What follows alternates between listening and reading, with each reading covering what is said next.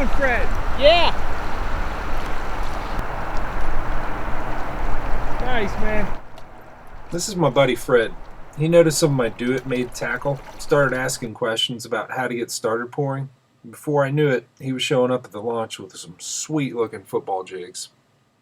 Started doing this, I guess, early December. Ordered a kit, kind of pieced it together. I got a hot pot too, and I got a couple of do-it mold, and basically, did a little bit of internet research, and within a matter of, 30 or 45 minutes, I was melting lead and pouring jigs, and it's really easy to get into and a very cost-effective way to fish, because when you get serious about your fishing, you want to throw it in there and be aggressive of where you put your jig and not be afraid of losing $3 every single time.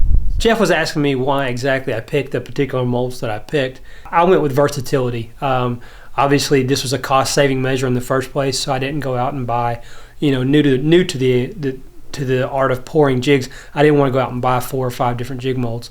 So I went ahead and went with a football jig because it's something that I just feel comfortable using on a regular basis.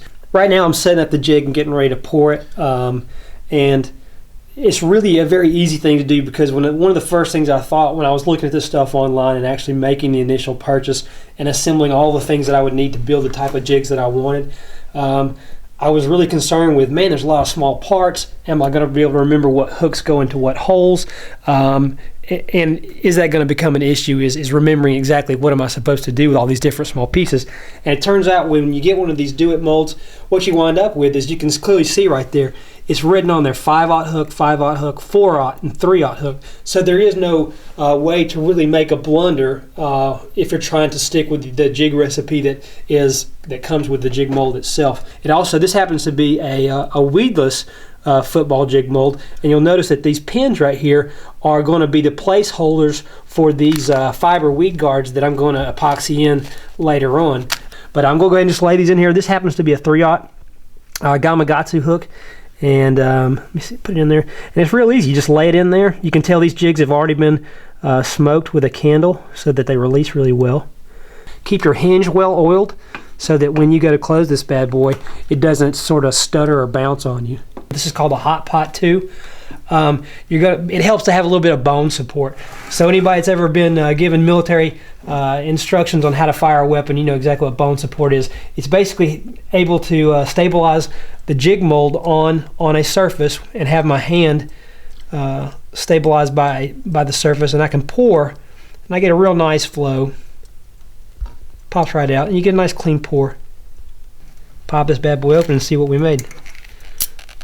And there we got it. 4 brand new out of the mold, gorgeous football jig heads.